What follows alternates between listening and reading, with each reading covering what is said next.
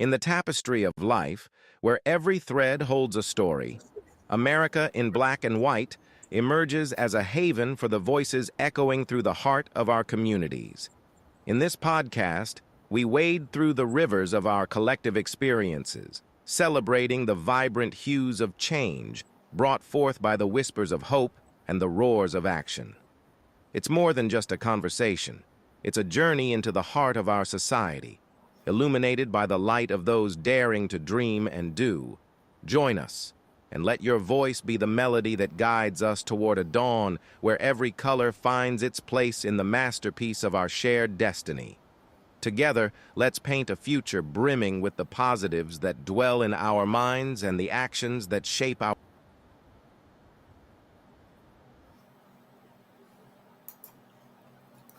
Good evening, ladies and gentlemen, and welcome to another episode of America in Black and White, the hottest podcast in America.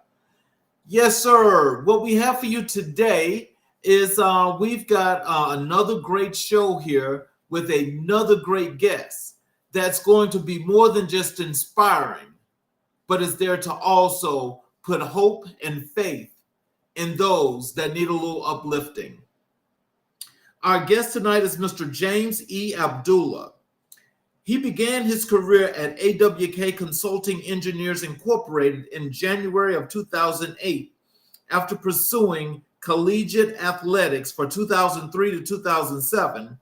During his initial tenure at AWK, his duties consisted of administration such as marketing, invoicing, and other miscellaneous tasks. He was under the mentorship of his father, Errol Abdulla, where he learned about the civil engineering industry.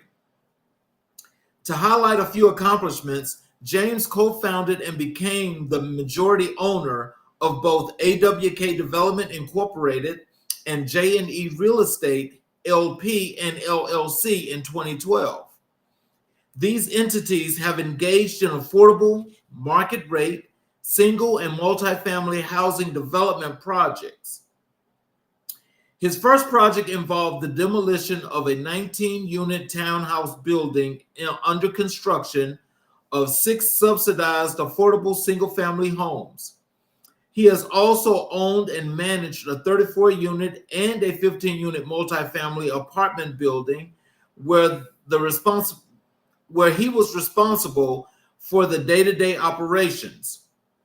Most recently, he and his father completed the sale of 2 modular homes in North Versailles, Pennsylvania, where J&E Real Estate LLC acted as the primary builder.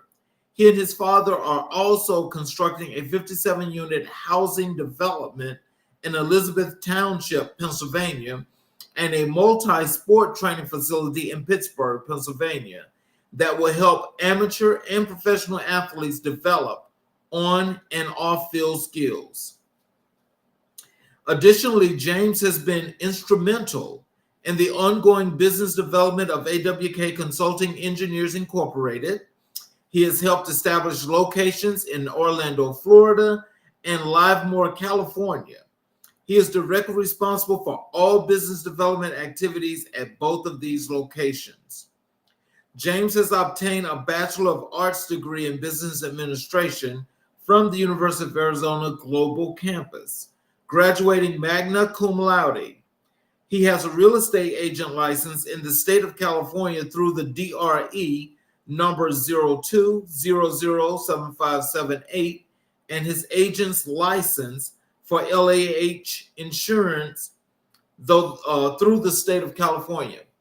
Ladies and gentlemen, I introduce you all to Mr. James Abdulla. Welcome to the show, sir. Hello, Mr. King. How are you? Thank you for having me. I am just excellent. Is there anything you'd like to add to your bio before we get into the show? No, I think you pretty much nailed it on the head. Started off in athletics and now ended up as a professional. Well, I'll tell you this, I am really happy to have you here on the show. And I'm sure that as we get into the show, that there's going to be lots and lots of questions that people, I'm sure, are going to be asking. Absolutely. Let's start with here in the beginning with you becoming an entrepreneur. Can you tell us what inspired you to become an entrepreneur? It's pretty much the story of my dad. He came to this country with $3 in his pocket. He was at the University of Illinois in Champaign, Illinois, pursuing his degree in engineering. And he came here. A family sponsored him to live with them, and he got his degree and started his own company back in 1983. So I was born in 85. So seeing that my entire life, watching him work tirelessly day in, day out, just inspired me and instilled in me the same work ethics that he showed me throughout my whole life. Oh, wow. Can you share your first entrepreneurial venture and how how it has shaped your career? It's pretty funny. So I remember I was 10 years old and I went and bought a book, and it was about the gentleman that created Subway. And I was so intrigued about having my own business, and I loved food. So I begged my dad to help me build a restaurant. And eventually he talked me out of that. But he said, no, the biggest thing is real estate. So after high school, right before graduation, we looked at some property, and I would say the beginning of my entrepreneurial journey was after I secured a scholarship to college. He helped me buy my first property in Haines City, Florida, and that was a funeral home with two single-family homes attached to it that we had to rehab. And I think that's what sparked the journey as far as creating my development company, creating my real estate company, and then spitballing it into what it's become now. Mm. So, I mean, but so when you looked at that and you just thought about it, I mean, when you looked at that property initially, what was your thought processes about it when you say you had to demo it? It was, okay, we have this property. Now, what are we going to do with it? Are we going to, turn it into a better version of what it already is, or are we going to subdivide it into rental units? And these were all, conversations we had internally. But my vision eventually was to retrofit it to where we could split it up into different units and create rental income. And on a larger scale, that was the main plan. I always wanted to own properties. I used to joke back in the day about being, the ghetto version of Donald Trump. But that was, now looking back at it, it's probably not the best joke, but it just was funny back then. As somebody that we looked up to in the real estate world, is acquiring all these properties. You want to mimic people that that might inspire you. So definitely wanted to build a portfolio of rental units and eventually get into owning high rises and commercial properties, strip malls, and et cetera. Okay. So, what were some of the biggest challenges you faced when starting your own business? Oh man, nobody really prepares you for life as a business owner or an entrepreneur. There's so many challenges, and you're going to take more losses than you are victories. But the good thing is, with the victories, and the losses, you can take a lot of learning experiences. I think for me, the biggest challenge was taking yourself out of the properties or out of the situations personally and looking at it strictly as numbers and a business, and be strict on your guidelines and your criteria for how to generate cash flow. And early on, you want to make things nice. You want to have things that are, you would enjoy, but not everybody's going to enjoy what you're going to like. So everybody's tastes are different. So learning to scale back, make things generic, let everybody else put their finishing touches on them in the form of real estate, for example, it's just, those are the kind of the things that you learn. And then also learning how to deal with people, subcontractors, people in various walks of life. So you get a lot of people skills. You get a lot of learning experiences on market trends and how to make things kind of, I don't want to say basic, but just vanilla, to where you're not putting your own personal flair, because not everybody's for everybody. So just a lot of different learning experiences in that sense. More, and then also learning that when you do fall, you're strong enough to pick yourself up, because you're going to fail a lot. Mhm. So did you like in this process of you doing all these many things, because it seems like you had a whole lot of different things happening there, is it that you had to put together like some kind of plan that for you to stay structurally sound? Yeah, just for example, like on a fix and flip, you have to be very, very strict about how much money you're going to take into a property and how much money you're going to expect to return. And if you start getting a little carried away with renovations or contractor costs, and it starts to affect your bottom line, you're not going to make any money. And you really have to be very, very strict on your criteria. And I think, for me, learning that at a young age has definitely helped me to see, the importance of cash flow, the importance of being disciplined in general. So those are just some of the minor things I picked up. There's other things that you pick up along the way, but I mean, those to me have been the most important. So how did you overcome those challenges? Um, just taking your emotion out of it, really. As people, we are very emotional creatures. So being able to separate yourself from it personally and looking at it as, you're doing good, you're serving, but it doesn't have to necessarily be for you, as I mentioned before.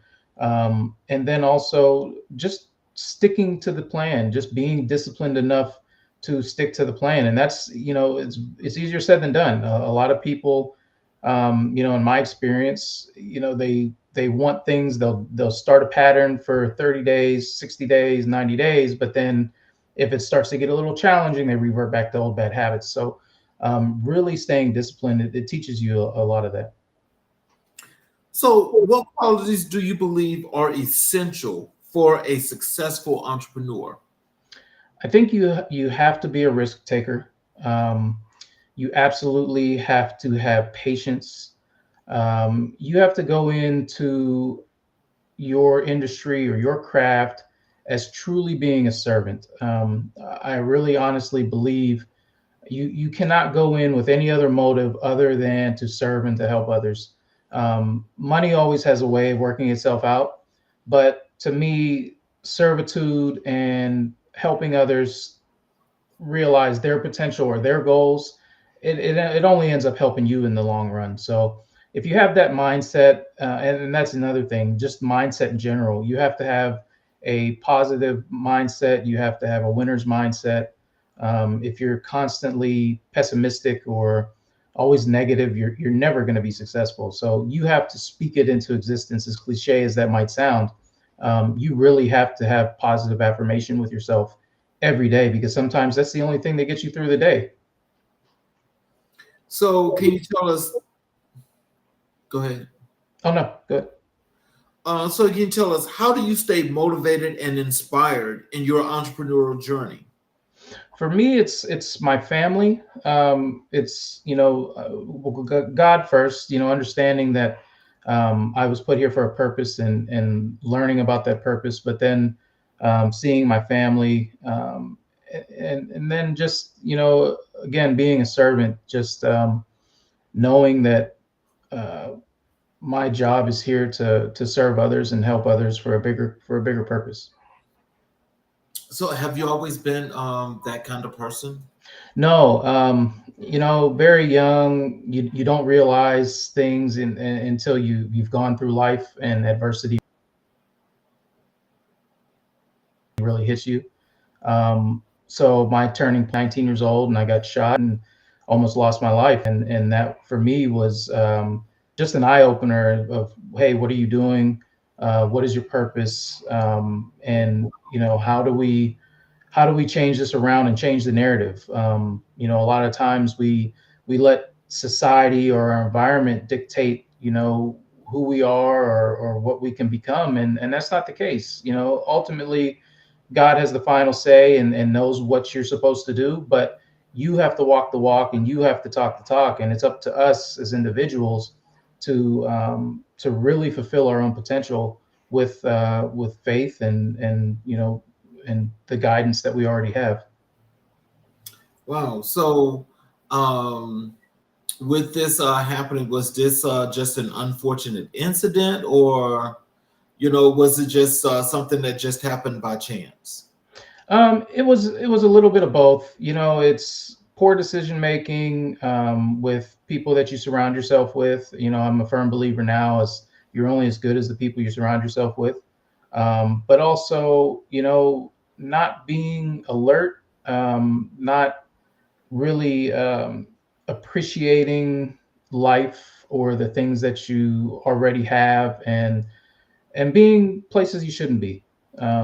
Especially at 18 years old, shouldn't have been in certain environments, certain situations.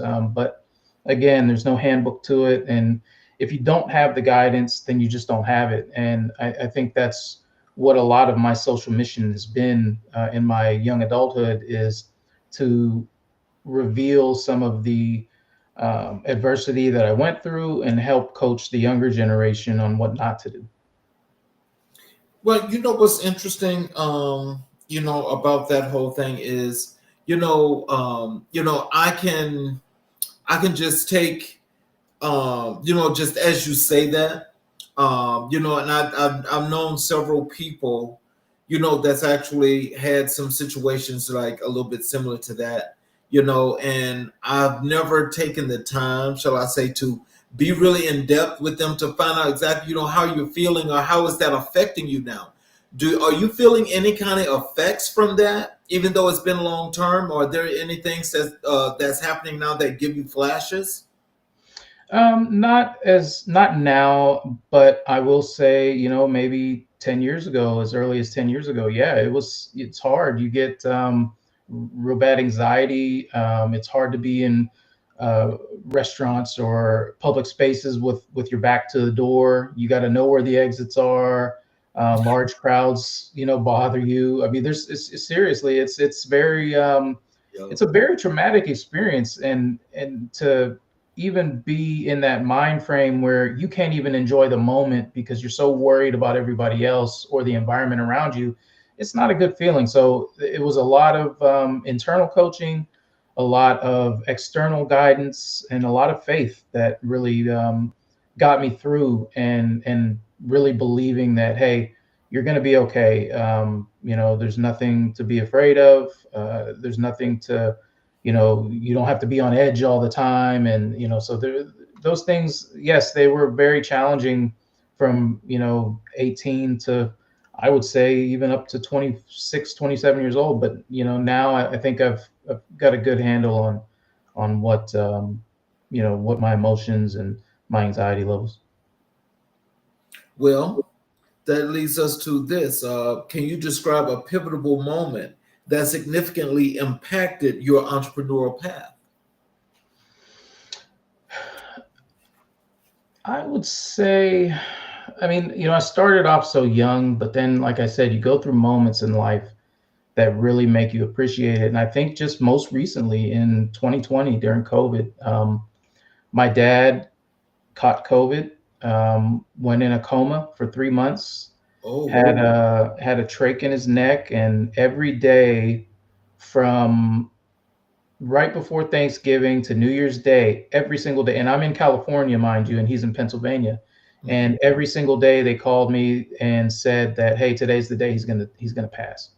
And there's nothing I could do. I can't go fly and see him. I can't even FaceTime with him because he's not up.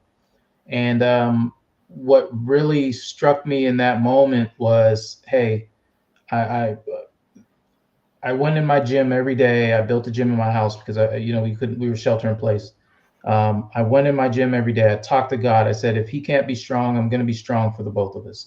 and I ran and I worked out and I did everything I could. And I said, if you bring him out of this, I promise I'll surrender my life over to you. I will do what you've called me to do. I will be your servant, and I'm open to at your disposal. And by the grace of God, he came out of it. He did 3 months of rehab, and now he's working harder than he ever has in his life. And we're getting him all back into the good health. And for me, it just was such an eye opener when I had to take over his business, all the stuff that we were doing together, and then also be a husband and a father, keeping everything all together. It really opened up.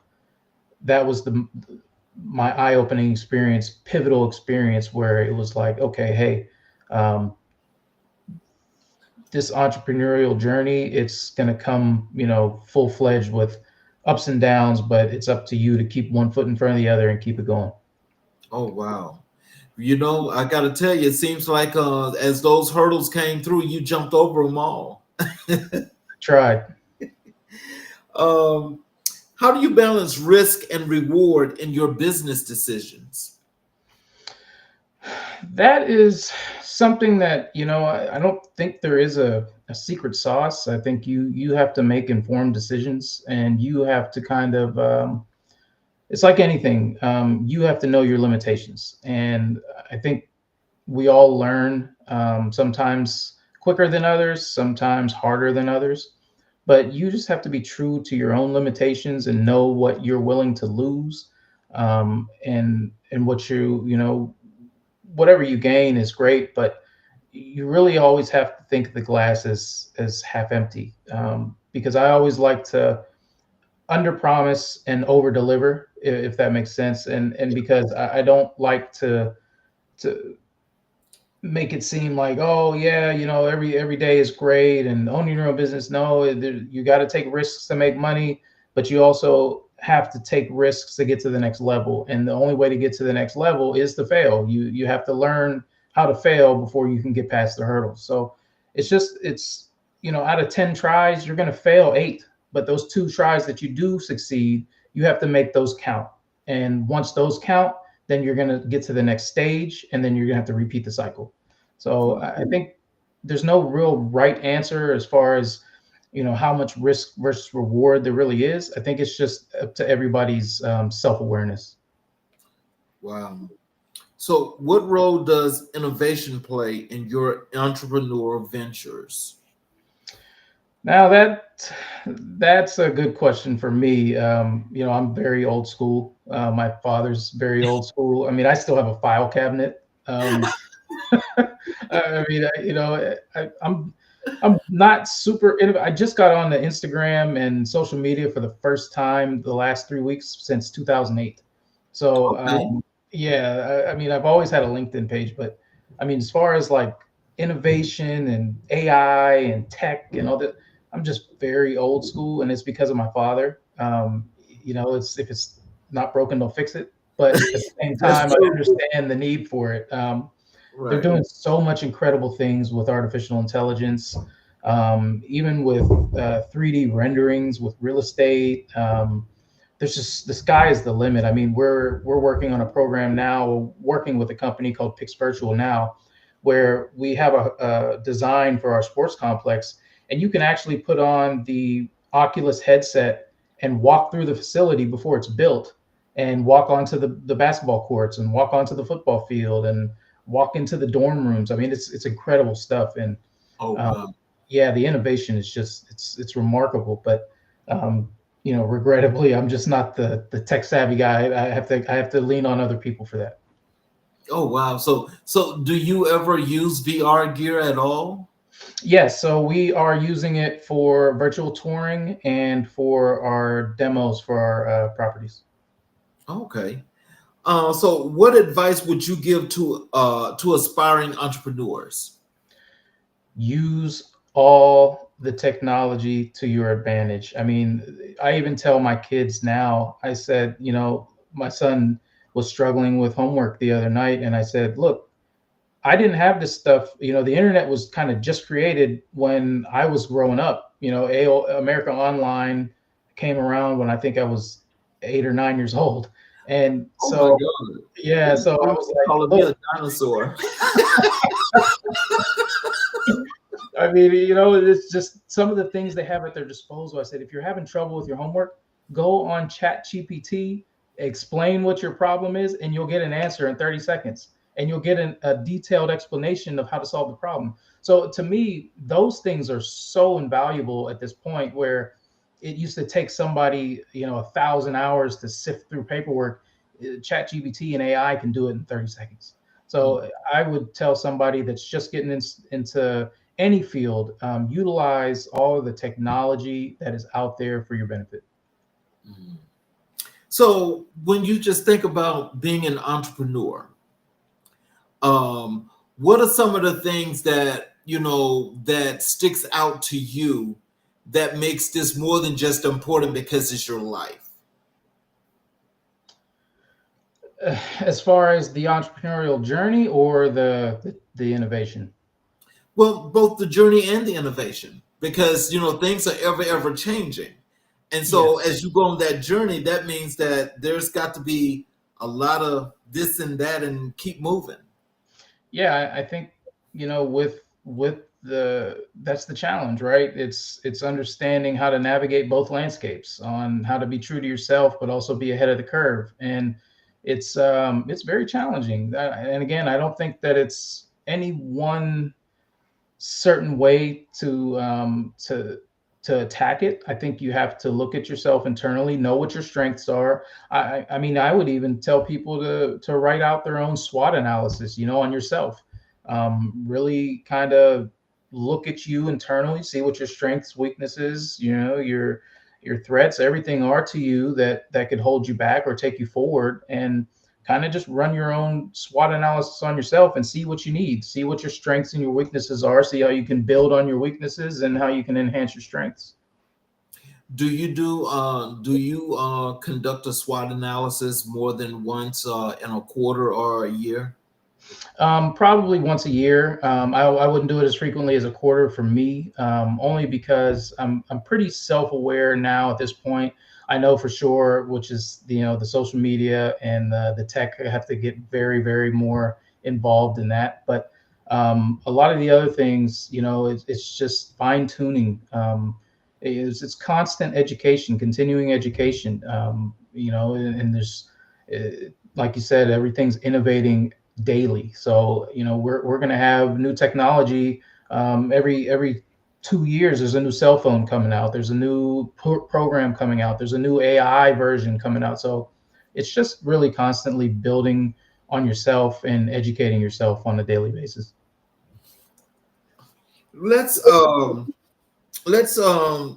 transition over to the work you do in the community involvement.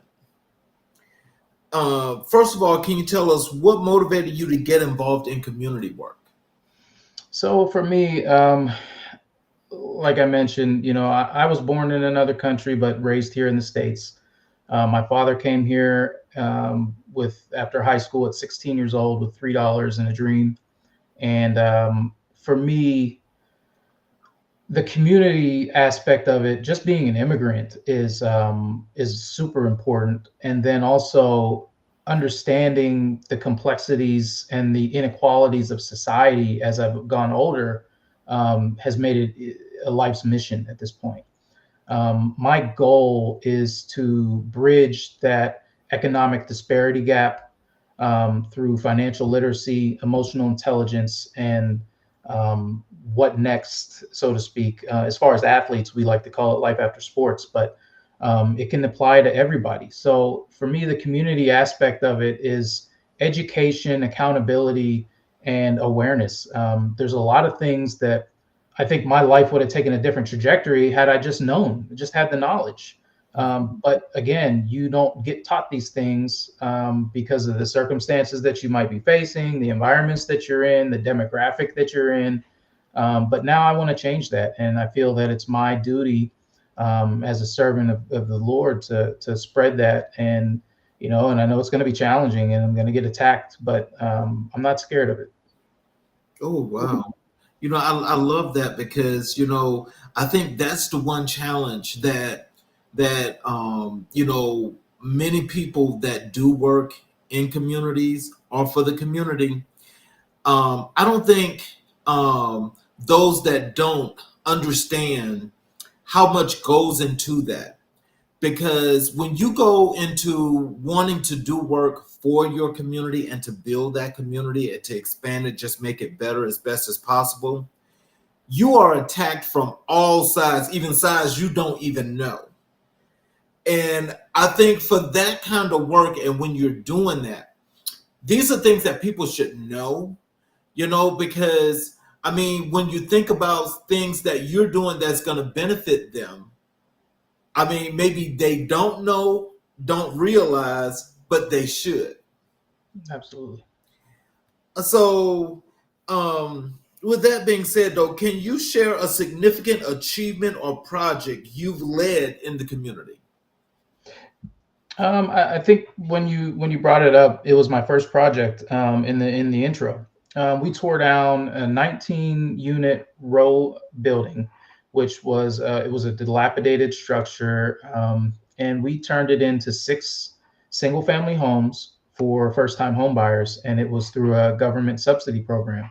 And to me, that was so fulfilling to give first time home buyers the opportunity to purchase a home. And I think 85% of the loan was forgivable if there was a default. So it was a special program at the time.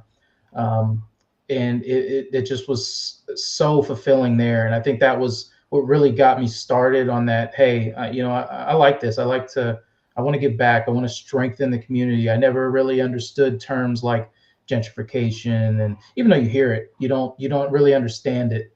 You might know basic knowledge of it, but until you're in the field and you see the lives that it affects, and you see how people live, and you see the like I mentioned, the economic disparity, where it's such a shame now to even see people in 2025 in soup kitchen lines, and inflation, and egg shortages, and food costs. And I mean, it's crazy to me, but it's unfortunately the society and the world we live, and we have to learn to navigate it. And that's the key word, is to learn, because knowledge is 90% of the battle. And I think we're so scared as a community to share knowledge with others, over fear of missing out.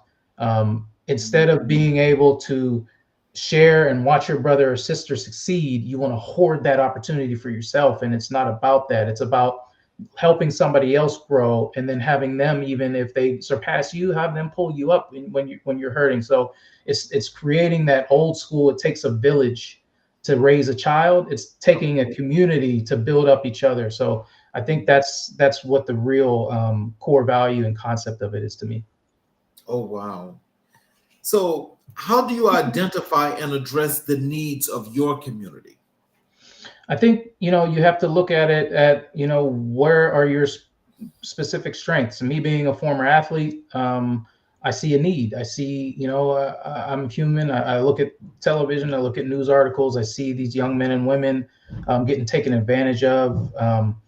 Just speaking for the women for a moment, the wage disparity. I mean, it's so disturbing and unfortunate that we can call the WNBA professional basketball players, but then you can have a child that's 14 years old in high school, a quarterback that can make $1 million through NIL, and he's making more than the number 1 overall draft pick in the WNBA. And it just, to me, it shows to where we are still, where we've come long ways, we've made long strides, but I don't like the fact that our government and our society likes to put us in a place. We have to stay in place and stay where they want us to be, and we can't have equality. And I think the proof is in the pudding with just women's sports in general, with wage disparity and even still discrimination.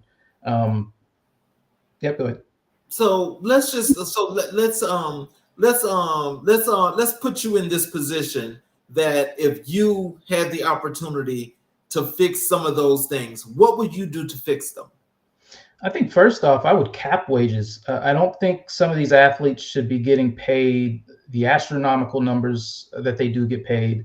At the end of the day, yes, they put their bodies on the line and they risk themselves, but I don't think an athlete should be making $500 million over a 10-year period, more than a firefighter that goes out and saves lives and might only make $84,000 a year. I just think that, to me, that doesn't make any sense.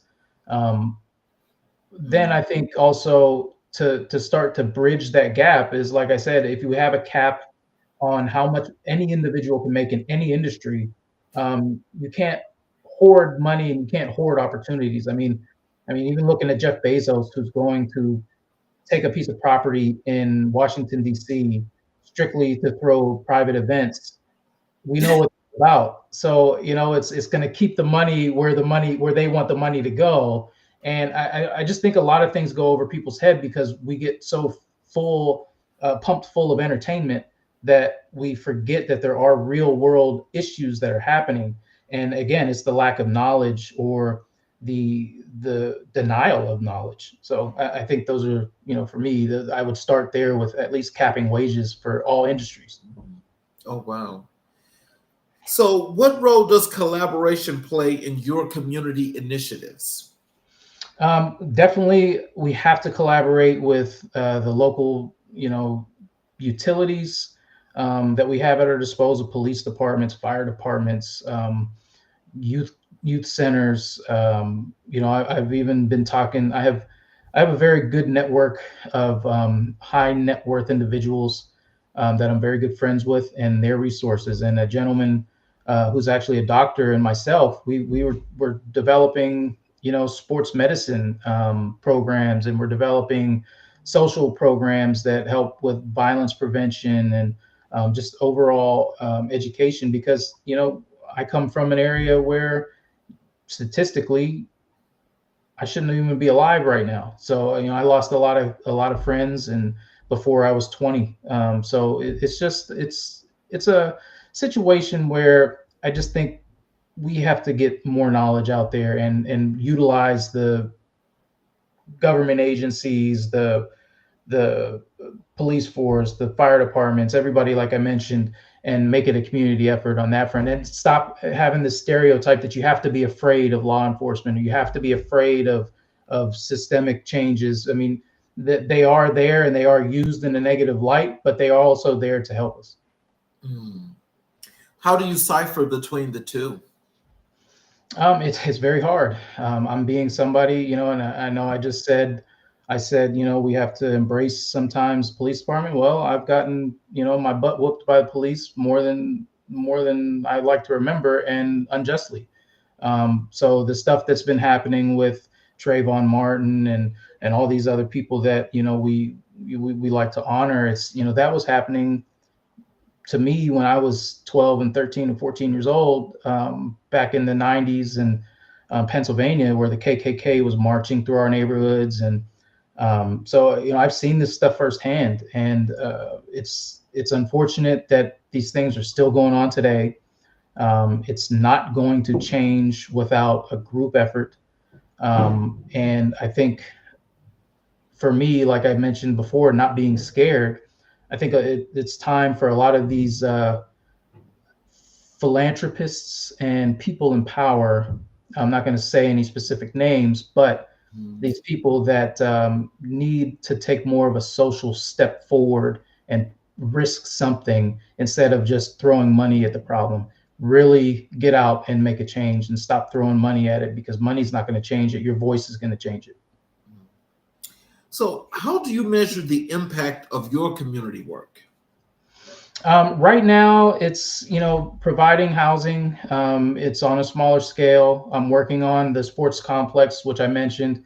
That to me that's going to be my life's work. That's going to be the big change, where we're going to have a large facility. We're going to reach to the masses, and we're going to scale it, where we're going to build these facilities across the country.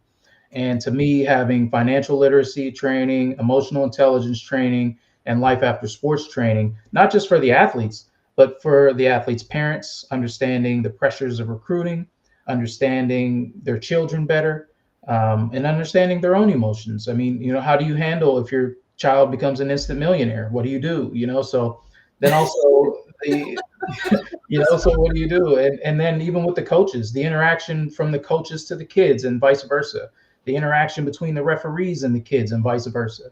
Um, Teaching these kids that, even, okay, if something happens in your respective sport, there are scouting opportunities, there's data analytics, there's general management, you can get into an organization, you can stay in sports, you might not be the athlete, but you can train up another young man or woman to become to an athlete. So it's things that I wasn't taught, things that I didn't know existed until later on in life, when it was too late, because of my age.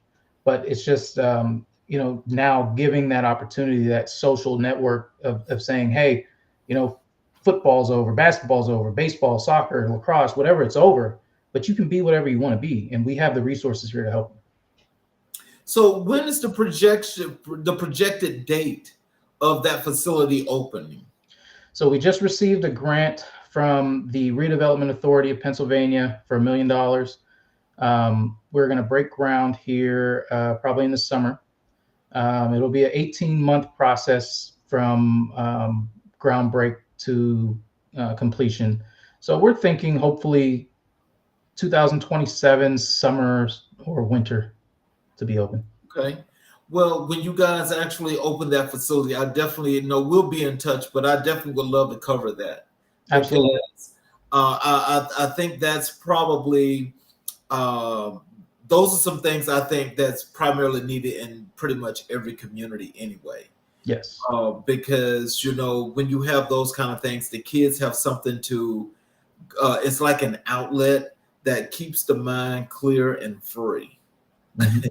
I remember when I was growing up as a kid, I mean, we always had places and complexes like that where you just go and even if it's just playing sports all day, you just doing something like that where you ain't worried about doing something else because you got something that's occupying you. Yeah, it breaks my heart to see, I grew up in the YMCA. And so for me, it breaks my heart to see the limited resources we have now for the Boys and Girls Club and for the YMCA. I mean, it's just when, like I mentioned, growing up in the 90s, in the end of the 80s and the 90s, it was just like so different than it is now. The resources that we had, the community resources we had, it was so different.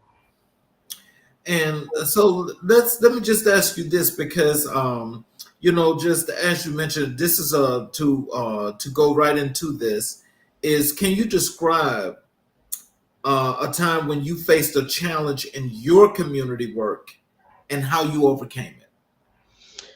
I think it probably was when we were building some of the homes that we were currently building. And then you get, for example, this just happened most recently. There was a fire with the community center. We're in Elizabeth Ford community, and they had a fire to their community center building. And they're promising us that they're going to allow home buyers to get a $60,000 or $70,000 tax credit over 10 years.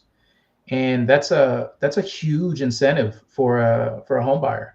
And right now that they have this fire and they have to rebuild their center, we have to pivot and we have to find alternative ways to extend this incentive to the new buyers. And so just being resourceful, finding ways to pivot. Not everything's going to go your way. Not everything's going to be smooth, but utilizing, leveraging the relationships that we do have with politicians, with local state reps, with senators, with whoever, just finding a way to not accept no as an answer. And I think you don't have to be persistent in the form of being annoying, but you do have to be, there is the saying, the money's in the follow-up. Well, that's where it is. You have to follow up, but you have to know when to follow up, how frequently to follow up. There's a strategy to it. So what advice would you give to others looking to make a positive impact in their communities? I would say, there's no such thing as a bad idea. There's probably some ideas that are better than others. But if you have something that you're passionate about and you want to get the community involved, to go do it. And don't let anybody tell you otherwise. If nobody's going to give you the money, then start it up on your own. Figure it out. Not everything that you have to do requires money. I mean, I remember a gentleman um, that's going to be our head trainer at the facility. He started in the back of his pickup truck. He didn't have any equipment, and every time he would train a kid, he would, buy new equipment. So he never took a profit. Every time he's reinvesting in himself and into his company, and now he has over 40 professional athletes that he does training for. And this is, after year 10 or 12, and it's like he started and he grinded and not accepting no for an answer. And I think a lot of people, if they hit a wall, they'll crumble, or they won't. If they fail, they don't want to continue to move forward because they're afraid of the failure. And you can't be that way. You have to push through it. Every time that you have a little success, just understand that there's going to be another failure right around the corner. But you have to be persistent. You have to keep believing in yourself. And I think it's just not accepting no as an answer. So, how do you balance your professional responsibilities with your community involvement? I like to say they coincide, only because for me, I think now my professional calling is the same as my community calling. It's to make a better place to live. And for me, as being somebody, a member of the community, I want to be able to go to a dinner. I want to be able to go to the movies. I want to be able to drive around my neighborhood and not worry about being robbed, or seeing a drive-by, or seeing police brutality, or seeing any of that. So now, if I can create a center of awareness in each region, and we can get the community involved, and we can get people to understand how to communicate back and forth with each other, then it coincides with each other. I'm building the structure, I'm building the place for you to come in, and then you're also getting the education, but now you're applying it in your daily life. And now you're not so stressed, or now you know how to speak to somebody, even if they're having a bad day, realizing, okay, this person must be having a bad day. Let me not take this personally. Let me just remove myself from the situation. So it's just having that awareness, that heightened sense of awareness, that one split decision can alter everything, the trajectory of your day or even your life. And I think understanding those cues and being self-aware, that's where my work and my community work kind of coincide. Mm-hmm. So, what are some of the most rewarding aspects of your community work? Seeing people realize their dreams of home ownership. And that also entails, with the financial literacy, educating people on, the benefits of equity ownership as in lieu of renting. And then also just financial independence, knowing that you own something, and if anything comes along, you have a safety net.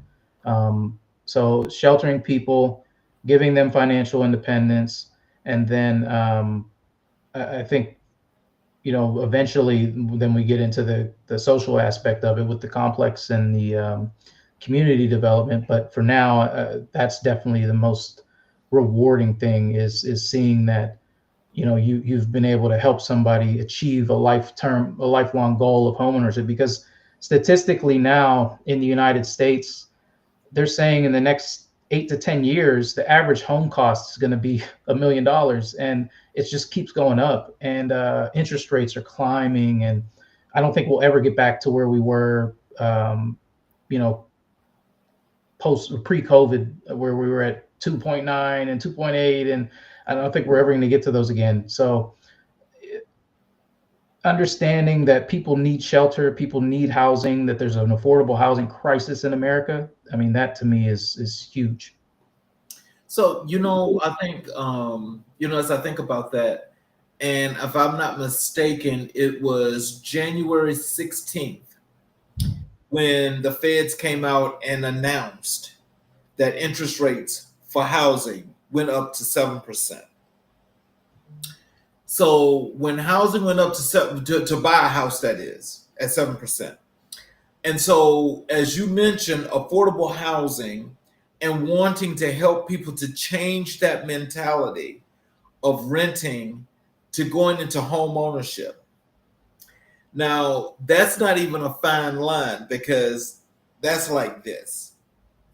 So, what is it that you think that you'll be able to help some people to understand, even though to understand that home ownership is the best thing for you? It just might not be the most affordable, but you might want to try what in order to make that happen. Look where there's incentives, look where there's money, government subsidy programs, look where, I mean, they hide things in plain sight from us. There's ways to go to your community development center at your local municipality and find what programs there are, find what, you know, what their plans are for the city as far as expansion.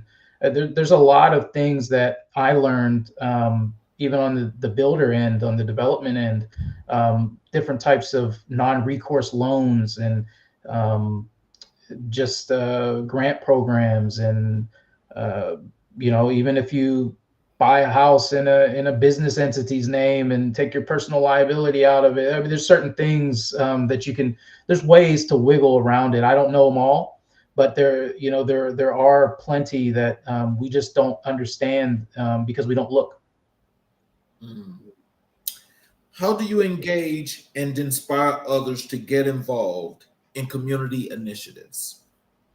I think just taking a look in the mirror and understanding that, hey, do you want better for yourself? Do you want better for your community? Like I said, riding around and seeing the community that I live in, just the homeless situation, because I live in the Bay Area of California. So we have a really bad, dense homeless population, and wanting to clean that up, not having my children worry that if they go to a supermarket or if they get on a public transportation or something like that, that they're going to get followed or, you know, something, you know, so those are things that I think everybody needs to kind of look internally and say, what's important to me?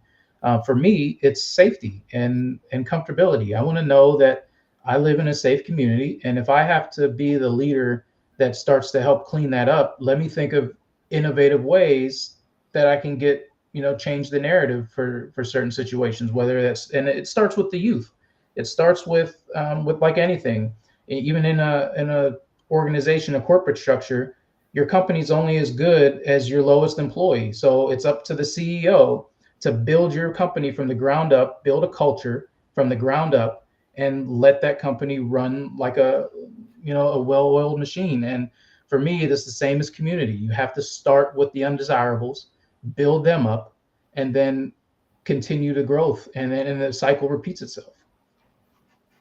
You know, I really do. I love that concept because that's a little similar to what I think about this platform here, because it's all about, you know, building, developing, growing, and expanding and connecting communities and so forth.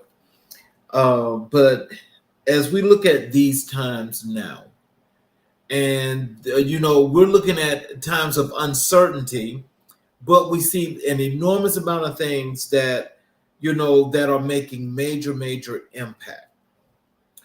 So when you think about, you know, what you're doing, not just in your community, but in real estate itself in general, what would be the thing that you could put together as a plan that can project possibilities? Let's say this is 2025 now, up to like 2028, what projections would be and how you would know how to move at that time?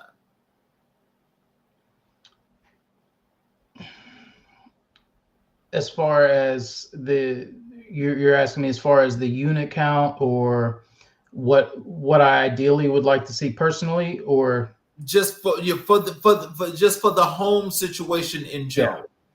I think for me that would be completing the project I'm currently doing, which is 57 units of housing, but also acquiring more land to build probably rental units, because like you mentioned, the interest rates are just, it's so uncertain.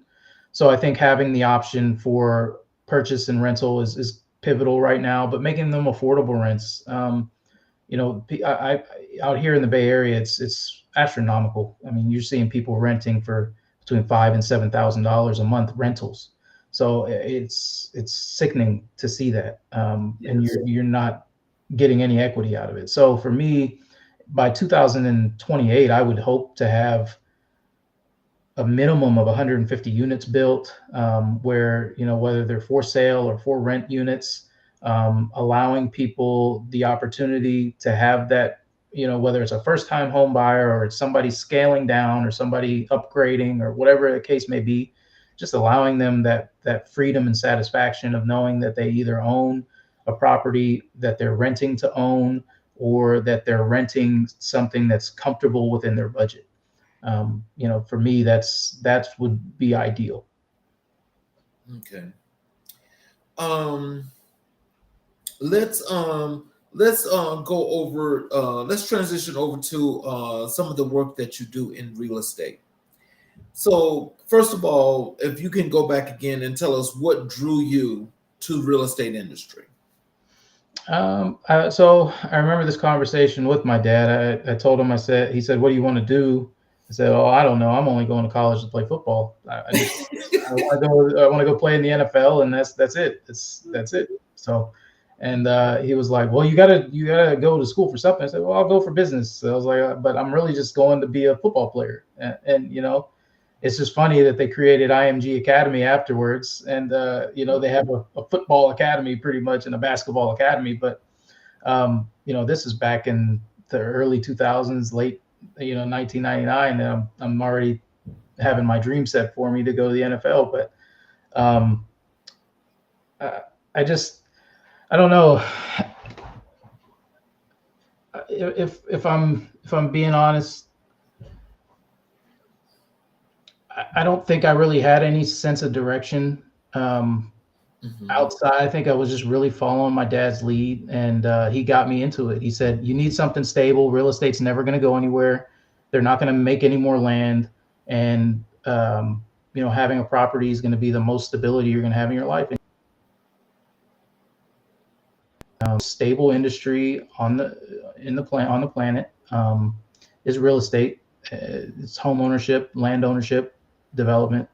So that's really what got me into it, was him. I have to give him all the credit for that. So how long have you been working as an agent? I do have my license, but I'm not a practicing agent. I'm not a salesman. I always joke with my wife, and I said, I could be in the desert with a big cooler full of ice water, and everybody walk by me and not buy one bottle of water, even if I was the last guy on earth. And I don't know what it is. I just I could be confident about a topic. I could speak it very eloquently. Whatever the case may be. It's just I'm just not a good salesman. So for me, having the license was strictly for. She asked me. She said, "Why don't you go take your license?" And this is being completely transparent, and honest. She said, "Why don't you just go get your license?" I said, "Okay." I took the test, passed it, and then I just have the license. But there is no real application to it, except for jumping on the MLS and looking at properties and stuff like that. But I've always been a self-performing real estate professional. So do you still have to maintain your CEs on an annual basis? Yes. Okay. So I still know about the industry, and I constantly teach myself about I guess that's part of the innovation, but only because of requirement. So can you share a memorable success story from some work that you've done in real estate? Just most recently, this RCAP award that we got from the state of Pennsylvania, which is the $1 million non-recourse grant that we got, that is humongous. So many people apply to this grant, and only a handful get awarded, and we were one of the people that got awarded. And that, to me, it's like winning the lottery. And that was probably the happiest moment for me, because now it's one step closer to realizing my life's work, which is to build this sports facility, and not for any other reason but to basically get into what we were talking about earlier, which is the community development. So for me, this is huge, and if we get this facility up, I will always remember that day that we got that grant to break ground. So, what are some of the key trends you see shaping in the market today? I think right now, with such political unrest, there's always the risk of war. There's the strength of the dollar, the tariffs that are being threatened and imposed, the political uncertainty with leadership and the cabinet, and um, now we had the natural disaster with the wildfires in LA, and so you're seeing price gouging down there, where the attorney general just put in an act in place. But right now, the most consistent market that I've seen is in the Southeast. Has been Texas, Florida, Georgia, Louisiana. Those are the most. That's where all the money's coming in the United States. But interest rates are so high, inflation's so high, and it's all because of economic uncertainty, and it's coming from our government. I don't know when that's going to change. We're in for whatever we're going to get, a roller coaster ride. But at the same time, I think you have to look at the good with the bad and realize that there's opportunities coming. I think we're headed for another recession like 2008. And I think there's going to be an opportunity to acquire a lot of property. So if you have cash on hand, I would buy property. I would hold on to it. I would rent it, maintain it. Don't stretch yourself out more than you can handle. But if you can buy a property or two, or even rent a couple rental units, I would go ahead and do it once the time is right, because the market's going to crash, and that's going to be the time to pick everything up. So how do you stay updated with the latest developments in real estate? I am a part of EXP, which is the largest online cloud-based real estate company in the world. More specifically with EXP Commercial, and a great family friend of mine, and who's also the previous president of EXP's commercial division. We have a weekly call, and these are with not just people from EXP, but industry professionals from all major industries. And there's only about 50 of us in these calls every weekend. And we all discuss the economic landscape and temperature of the United States and even the world. I mean, this is global markets that we're touching. So we all we have this kind of brainstorm session. It's typically every Friday, but then now I think we're going to twice a week.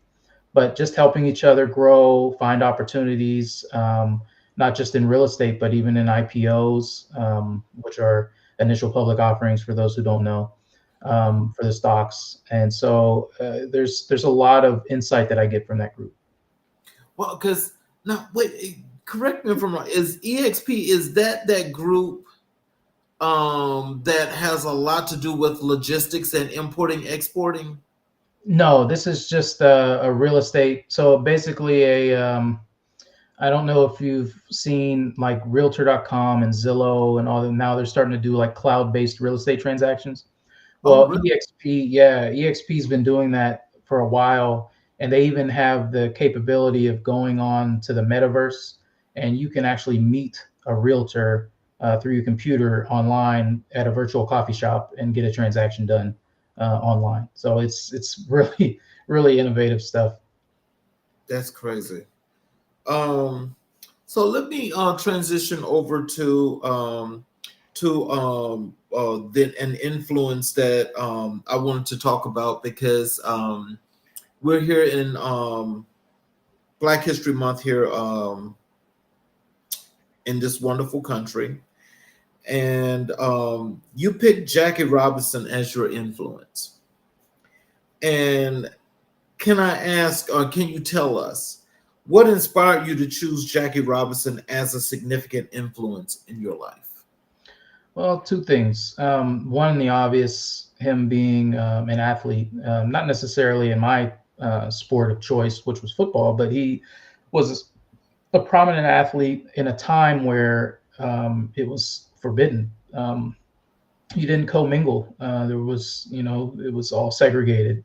And for him being a pioneer in baseball, and not just baseball, but athletics in general, I can completely resonate with maybe not all the circumstances and as hard as he faced it, but I remember times of, being on the sideline and looking across the stands and seeing people holding a noose, people throwing batteries at our team and calling us derogatory names during the game, walking to the locker room as a 10-year-old coming from a basketball game and hearing parents calling us derogatory names, um, you know, being run off the roads, being chased out of town by police. It's awful from what I went through, and I know that's times 100 with Jackie Robinson. So for me to see that and see how strong he was, and it's how I approach life. It's not how many times you get knocked down, how many times you get up. And then the second part of that being that he was so forward thinking, knowing that financial literacy was so important that he helped co-found the Harlem National Bank.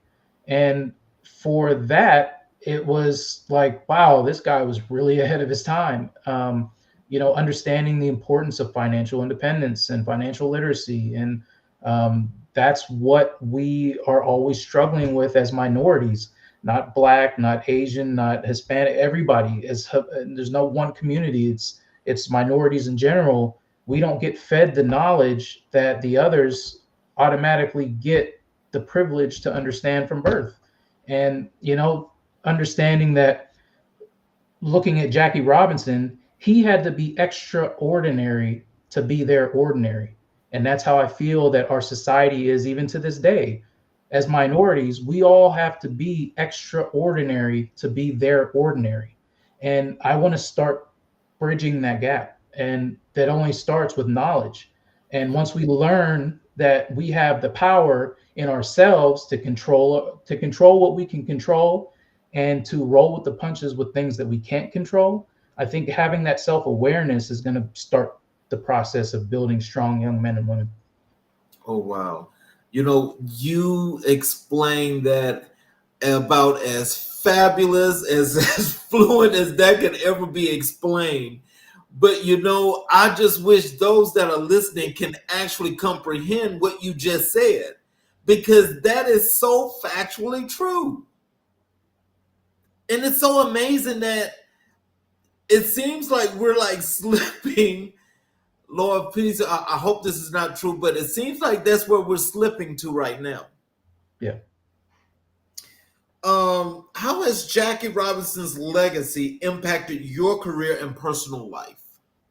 I think, with what I just mentioned, not just accepting the fact that, hey, I'm an athlete and I'm here and, do whatever you want, I'm just going to play. No, you took the forefront. He wasn't scared. He walked the hard walks. He talked the hard talks. He played when he probably shouldn't have. He took the abuse. And I will never compare anybody, not even myself, to Jesus Christ, but it only reminds me of the persecution and the defiance that he faced when, explaining to people that he was the Messiah. And it's just, for me, and I don't want to offend anybody if they're not Christian or, religious. It's just what I personally believe. But at the same time, it for me, it's my truth. And seeing somebody like Jackie Robinson go through some of those same persecutions, looking back at my life, going through those same persecutions, but also moving forward, staying positive, being faithful, and walking in faith. It's just that to me is what kind of his impact on me and my outlook on life. And not just him, but all the other, people that have had to go through that, Martin Luther King and Rosa Parks and all of them that weren't afraid to lose everything because of what they stood on and what they believed in. So, can you share a particular moment or quote from Jackie Robinson that resonates with you? I don't necessarily have any quotes, but I know I think when he really wanted to give up, and when it started, it gets hard. It beats on you, beats on you, beats on you, and you're not supposed to be somewhere. When you're supposed to be somewhere, but everybody's telling you you're not supposed to be there, but you're not willing to listen, so you rebel, and that's kind of me. I always hit my head on the. I always learn the hard way, and I think for him, for me, what resonates most with me is his unwavering desire to always prove them wrong, regardless of his own emotion. He would sacrifice himself for the greater good. Maybe not even in that moment understanding what he was doing, but because of who he wasn't willing to let somebody tell him who he was. He wanted to control his own narrative. So, what lessons have you learned from Jackie Robinson's journey and achievements? Never giving up, always staying true to yourself, and also the forward thinking. I think he was so far ahead of his time to understand the value of being financially independent. I mean, especially in a time where you were told what your wages, your rations, everything. Slavery was still in full effect. So it's just, to me, having that forethinking of, hey, let me help these people start a bank to help my community have financial independence. I mean, that was incredible. So, how do you think Jackie Robinson's contributions have shaped the representation of Black excellence in sports and beyond? Oh man, I don't think you couldn't have a LeBron James. You couldn't have a lot of the, and I'm only using LeBron because I know he's sometimes politically active. You couldn't have Colin Kaepernick. You couldn't have some of these men and women that go on and speak on both ends of the spectrum, from an athlete's perspective and from a citizen's perspective, where they would get respected. Jackie, I think, broke barriers for equality, not just on the field, but off the field. And I think, having people that like him, and opening the doors for people like Muhammad Ali, and like I said, LeBron, and all these athletes that spoke out politically on issues that, without him, none of that even happens. Or if it happens, it might have been different. What do you admire most about Jackie Robinson's approach to breaking barriers? I think because I'm so hard headed. I think just his stubbornness. I admire his unrelenting desire to impose his will, and I think for me that's why I chose football, was because nobody can stop you but you. It's not a one man sport, but it is very much a one man sport in your mind, because you're only as good and you can only last as long as you're willing to be.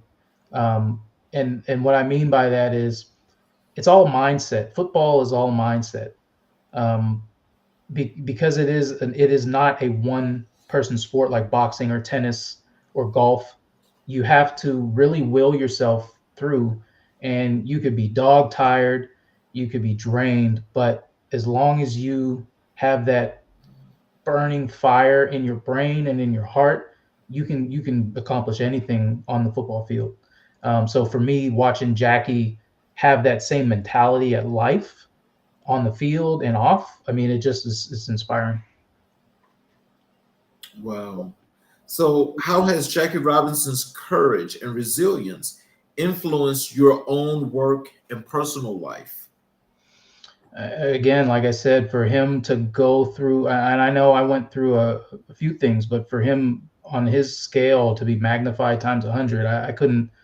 I don't know if I would have survived back then, especially with my temper. It's like, I know how he had to have a balance of temperament and restraint, but having that self-awareness.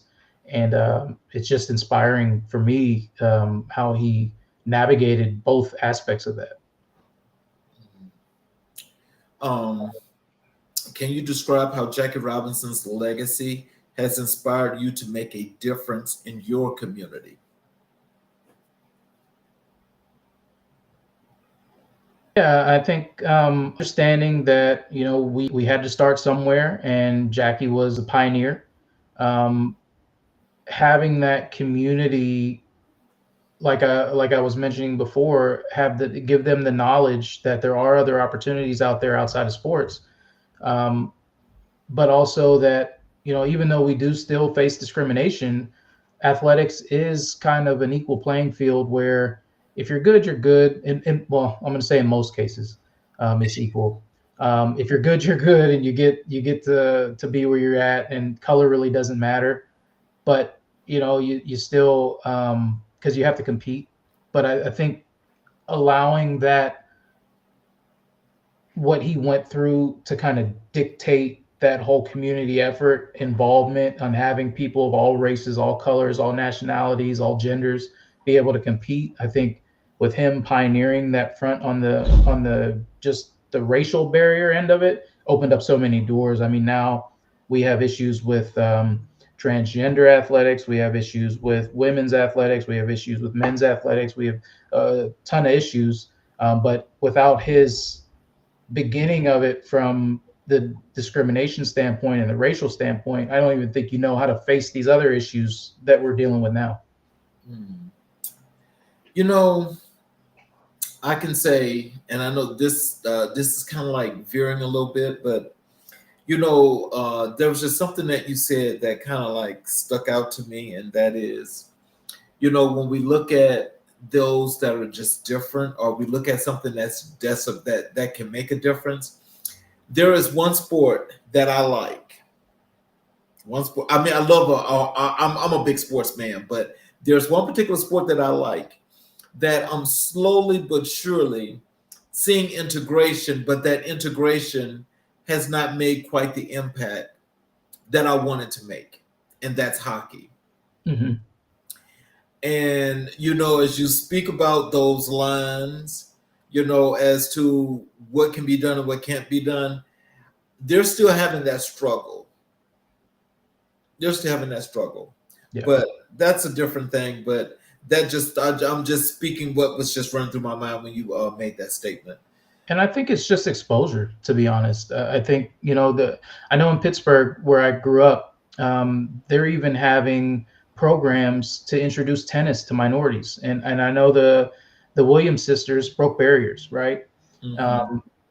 But it can't just stop there. Now we have Coco Gauff, and yeah, it's a few far in between, just kind of like hockey, where it's predominantly, you know, European or Latin America that's kind of taken over the sport. But you know, with hockey, I think it can get there. It's just it has to have popularity and exposure.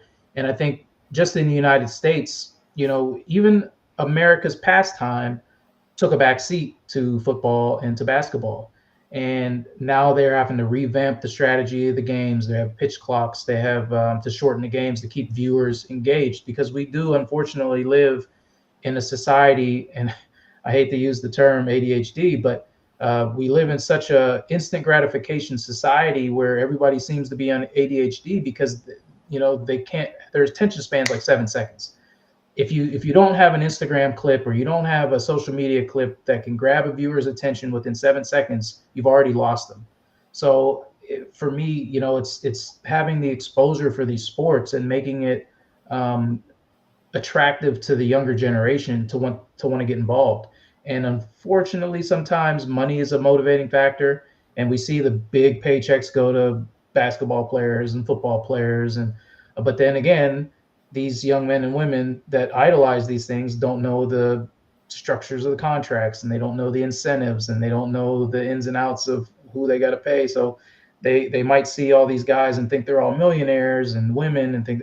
But the perfect example of the WNBA being such a wage disparity with them is, you know, these women are professional basketball players, granted, but they're only making $70,000 or $80,000 a year, and it's a shame. But it's all knowledge. So, when as you mentioned Jackie Robinson and baseball, I mean, did you? I mean, you say you grew up in Pittsburgh, right? Mhm. So, what do you think about the Pittsburgh Pirates when they did something groundbreaking in baseball? I didn't really follow them. I probably when they had Barry Bonds and Bobby Bonilla and Oh Andy wow! Van Oh, that's Slyke right. and You're those much guys. younger. You're much younger Yeah, than me. So, yeah. So I remember them those days, but I really didn't follow it too much as far as you know, as much as I did football. Football was more for me just because I was a little more prone to violence than I guess I should have been at such a young age. But I just enjoyed hitting, and so well, that to me. they were the first team, the Pirates. Hmm. I've been a Pirates, Steeler, and Penguins fan all my life. Okay. But the Pirates were the first team to field an all black team in baseball. Wow. Okay. They were the first team. I know there's a lot of history with the Negro Leagues in Yes. Pittsburgh area with the Yes. Crawfords, and um, Yes. I know there's a rich history of African American in baseball with Yup. Pittsburgh. Yep. And so, that was something else that, I will tell you, everything that I have is black and gold. So Okay. I'll so probably get killed for this because I'm from Pittsburgh, but I'm a Cowboys fan. I've been oh my since God. '88. I've been since '88. My mom, when I was 3 years old, got me watching the Cowboys, and ever since I've been always been a fan. So unfortunately, I am, but I know I'll catch flack for that. So, what message do you think Jackie Robinson's life and achievements send to the black community? That it's unfortunate, but um, you have to be a fighter. You cannot roll over, and if you're gonna roll over, roll over. But if you're gonna want to fight, don't roll over and make excuses. You're gonna have to fight every day, and it's gonna be a non-stop draining process. But it's just unfortunate that this is the society that we live in. We have to be realistic and aware of our surroundings and our circumstances, but it's not impossible. Is it unfair? Yes. Is it going to change? Most likely not in our lifetime, but it's not impossible to navigate and get your independence and live a comfortable life and be safe and teach the younger generation so that we can stop the cycle. And how do you plan to incorporate Jackie Robinson's influence into your own projects and initiatives? Just through the hard work and determination and the relentlessness of his actions alone, implementing those values and what his example was in how we pursue the community development aspect of the complex. That alone will put us set us far apart, because I don't see anybody offering the full scale of services that we're going to offer. And then I also, I can't speak for everybody else, but I know for me, I know I'm not going to rest until the mission is accomplished. So, and that's going to be a lifetime mission. So I'm never going to retire, and it's always going to be a social, a social mission. But at the same time, it's not work for me. It's something that I was called to do. So, in closing, is there tell our audience some things that you want them to know? That is, as far as connecting with you on your socials, going to your website, some of the work projects you got going on. What do you want them to know in closing as to when it comes to you, Mr. James Abdulla, the entrepreneur, the real estate agent, and the community developer? What are some of the things you want them to know? They can go on to the website is www.awkdevelopment.com. We have houses for sale. We're going to be posting the facility when that gets built. We have our engineering firm, that we have, that we do a lot of infrastructure work. As far as my socials, it's funny. I went to culinary school too while I was rehabbing my sports injury. So I did shoot about 8 episodes of a cooking show in LA, and that's going to be coming out. So my Instagram is at Chef J Abdulla, and you can follow me on there and see kind of my food contribution to the world. So I do that to decompress. After stop playing football, that was my kind of relaxed activity and hobby is cooking. But anything, we're going to have opportunities for investment with some of the projects that we're going to be putting out there with the housing. I also signed a contract with an assisted living home franchise where we're going to be building assisted living spaces for elders. So I'm going to create a development fund, and we will post that on the website and then on socials. And if you follow, you'll be able to join in on opportunities if you'd like. Well, I'd like to thank you, James, for giving us some of your time, and I want to tell you, like all the guests that come on the show, this was very impactful, and we're very lucky, fortunate, and happy to have you spend this time with us, because every day is a learning experience, and every story is worth telling, and it's obvious that.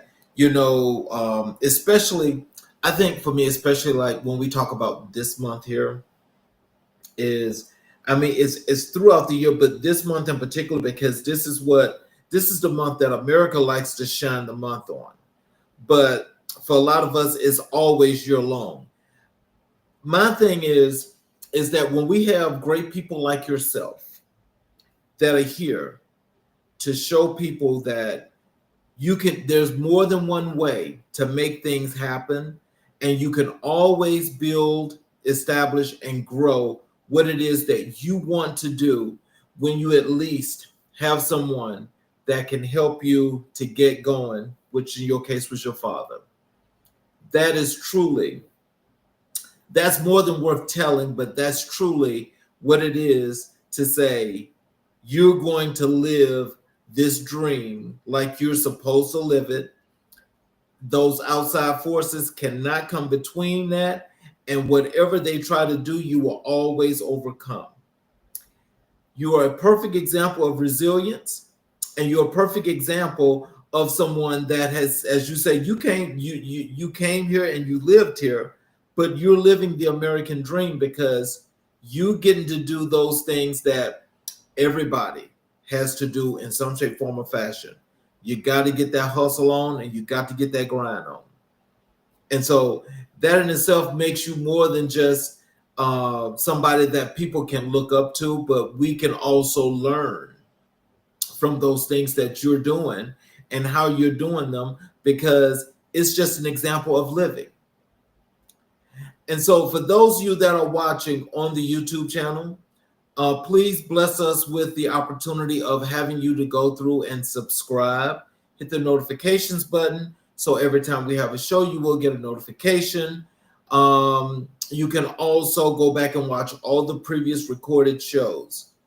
I hope that each and every person that watched the show tonight learned a lot of things from what James had to say as to how his life, it went down, it came up, it went down, it's up, and it's moving, and it's growing, and it's growing. So you notice the trend that it's going upwards. It's going upwards because he too has thought of the positive influences that have been in his life and the positive things that he knows that he can do. This is true for each and every last one of us as we live our lives. And let's think about working together to build our communities and make them as best as we know they should be. Thank you all for watching tonight. And I want to thank you again, James, because, truly, it is wonderful to have you on the show and to learn, from the things that you had to tell us tonight. It really is. Thank you for having me. I want you all to have a great night, and we will see you all tomorrow night. again for another great show.